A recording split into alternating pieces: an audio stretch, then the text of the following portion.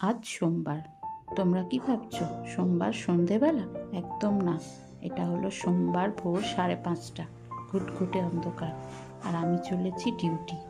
আমার আজকে morning shift, সকাল 6টা থেকে 2টো। দেখো কীরকম ঘুটঘুটে অন্ধকার চারিদিকে, সব দোকানপাটের লাইট বন্ধ, সবাই এখন ঘুমোচ্ছে। আর আমি চলেছি ডিউটি।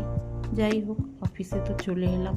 গুটি কয়েক মানুষও অফিসে আছে যারা নাইট করে বাড়ি ফিরবে, আর আমরা সকালবেলা চলে এসেছি ডিউটি করতে, ঘুম নষ্ট করে।